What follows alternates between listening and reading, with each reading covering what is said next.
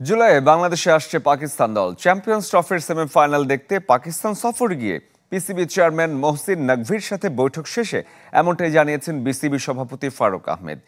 দেশে ফিরে মুশফিক মাহমুদুল্লাহর ভবিষ্যৎ নিয়ে তাদের সাথে কথা বলবেন বলেও জানিয়েছেন ফারুক। ভিশনের ফুলঝুরি মেগা অফারে ফ্রিজ কিনলেই পাচ্ছেন 16 পিসের আকর্ষণীয় গিফট বক্স একদম free.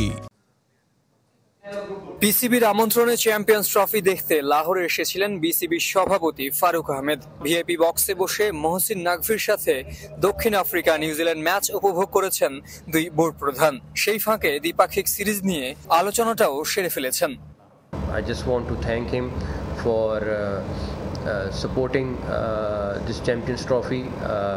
It's a win-win for the whole cricket, and I would really like to thank him for all this. গুঞ্জন সত্যি করে জুলাই আগস্টে বাংলাদেশ সফরে যাওয়ার প্রতিশ্রুতি দিয়েছে পাকিস্তান ক্রিকেট বোর্ড।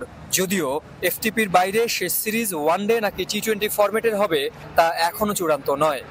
3-4টা শর্টের ভার্সন যদি খেলতে পারে আর কি, হোয়াইট বল আর কি, এটা চেষ্টা করছে, এখনও ওয়ার্কআউট করছে, বাট এটা প্রমিস করছে যে খেলবে, বাট নাম্বারটা কয়টা ম্যাচ এটা এখনো ঠিক হয়নি। দেশি গণমাধ্যম কর্মীদের প্রশ্নে উঠে এসেছে মুশফিক মাহমুদুল্লাহর ভবিষ্যৎ প্রসঙ্গ।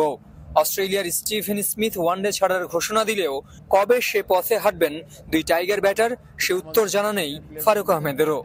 ওরা আগে বলবে যে ওদের প্ল্যানটা কি, তারপর আমরা কোঅর্ডিনেট করে আমরা জানাবো যে আমাদের প্ল্যান কি। আগে আমাদের প্লেয়ারদের কাছ থেকে আসতে হবে জিনিসটা কি করতে চায়।